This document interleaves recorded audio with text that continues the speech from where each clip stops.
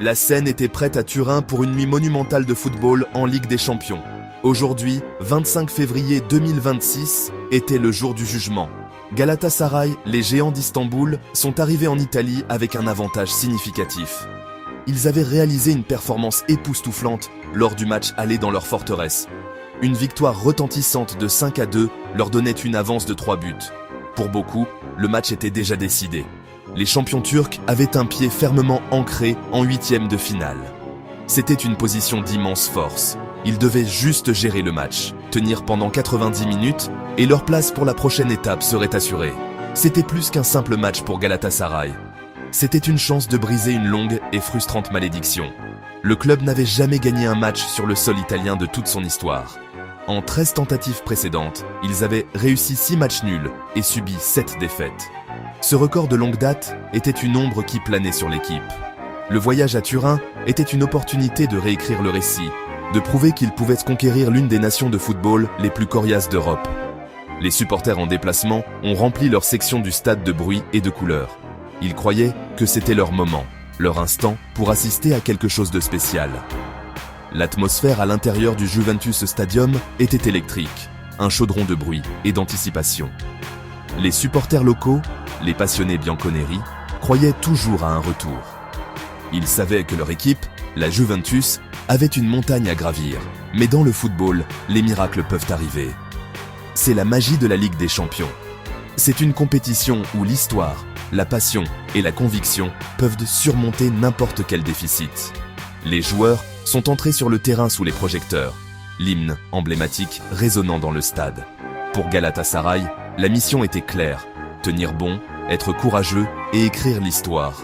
Le monde entier regardait pour voir s'il pouvait achever le travail. Galatasaray a commencé le match avec une stratégie claire. Il visait à contrôler le rythme et à frustrer l'équipe locale. Avec une avance confortable, il n'était pas nécessaire de prendre des risques inutiles. Des joueurs comme Lucas Torreira au milieu de terrain étaient chargés de briser les attaques de la Juventus. La ligne d'attaque, menée par le dangereux Victor Osimhen, semblait être une menace en contre-attaque. Les premiers échanges furent tendus, une partie d'échecs entre deux géants européens.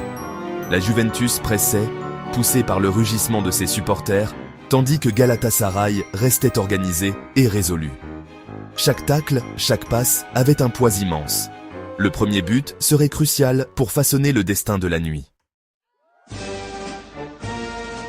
La Juventus savait qu'il leur fallait un but rapide pour raviver leurs espoirs de remontée, et ils ont attaqué avec une détermination implacable.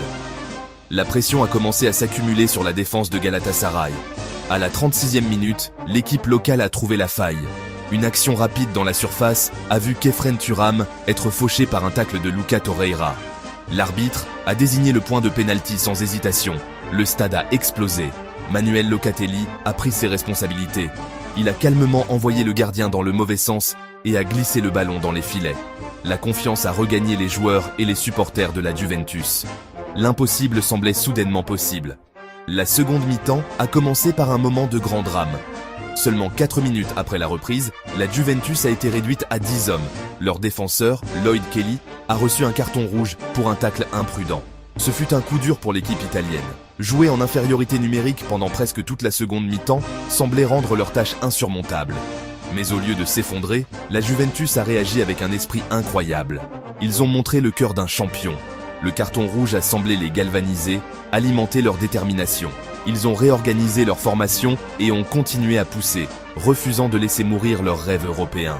Contre toute attente, les 10 hommes de la Juventus ont trouvé un autre but. À la 69e minute, sur un corner, le ballon a été envoyé dans une surface de réparation bondée.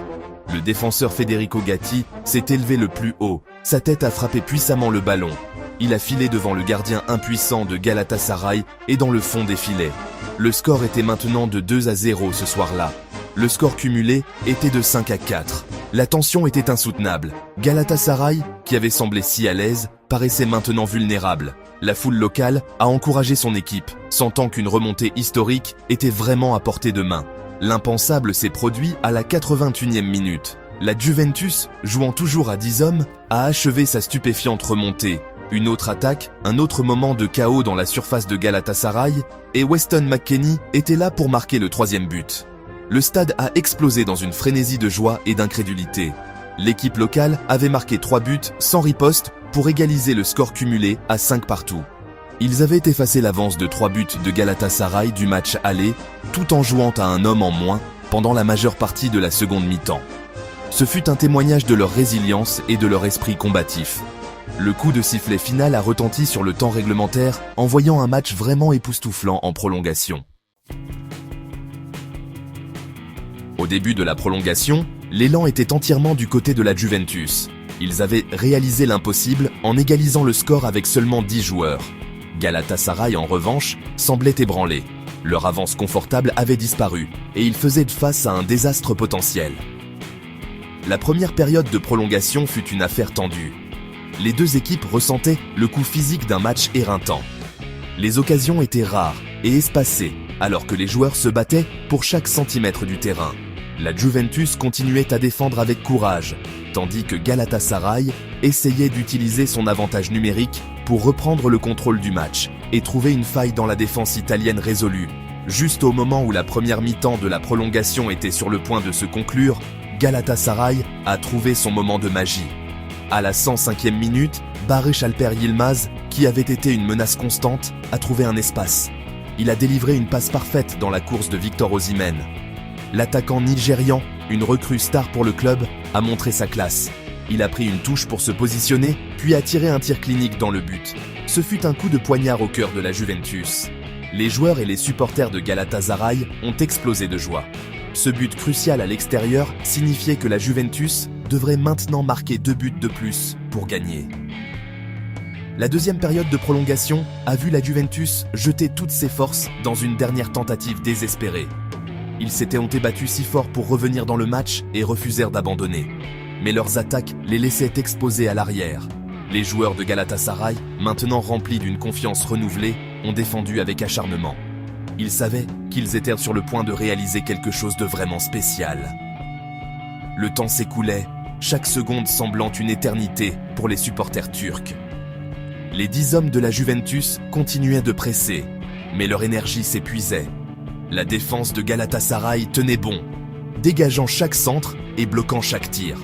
À la 119e minute, alors que la Juventus engageait tout le monde à l'attaque, Galatasaray a scellé sa qualification historique.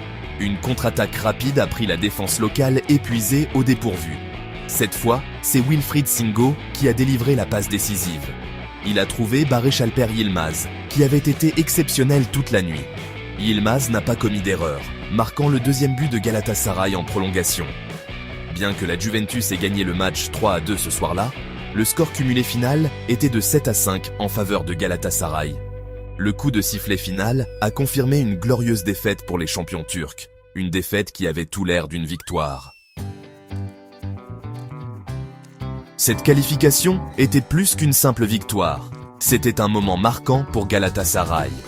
Pour la première fois dans la longue et glorieuse histoire du club, ils avaient décroché une victoire sur le sol italien. 13 tentatives précédentes s'étaient soldées par un échec, mais en cette nuit à Turin, ils ont enfin brisé la malédiction. Même s'ils ont perdu le match 3-2, les 2 buts cruciaux marqués à l'extérieur en prolongation leur ont assuré une victoire cumulée qui restera gravée dans les mémoires pour des générations. Ce fut la nuit où ils ont conquis l'Italie. Ce fut une performance alliant technique, résilience et un esprit inébranlable, définissant un nouveau chapitre pour le club sur la scène européenne. La victoire a également marqué le retour de Galatasaray sur la scène élite du football européen. C'est la première fois que le club atteint les 8e de finale de la Ligue des Champions depuis la saison 2013-2014. Après des années d'attente, les Lions sont de retour parmi les meilleures équipes d'Europe. Les statistiques du match racontent une bataille acharnée. La Juventus a tiré plus souvent avec 28 tirs contre 16 pour Galatasaray, mais l'équipe turque a su concrétiser ses occasions au moment le plus crucial. Des joueurs comme Victor Osimhen et Barış Alper Yılmaz sont devenus des héros, leurs buts en prolongation gravant leur nom dans la légende du club. Les scènes au coup de sifflet final étaient émouvantes. Les joueurs de Galatasaray se sont effondrés, épuisés, mais fous de joie. Ils ont célébré avec leurs milliers de supporters en déplacement, qui avaient créé une atmosphère incroyable tout au long de la nuit. C'était une victoire pour eux, autant que pour les joueurs sur le terrain. C'était une récompense pour leur loyauté et leur passion inébranlable. Pour le club, cette qualification apporte non seulement du prestige, mais aussi des récompenses financières importantes. Elle renforce leur position et leur permet de continuer à construire une équipe capable de rivaliser au plus haut niveau du football européen. Pour l'avenir, le chemin ne sera pas plus facile. Galatasaray affrontera désormais l'un des deux géants anglais, soit Liverpool, soit Tottenham, en huitième de finale. Ce sera un autre test énorme, une autre grande soirée européenne. Mais après leur performance historique à Turin, cette équipe de Galatasaray croira que tout est possible.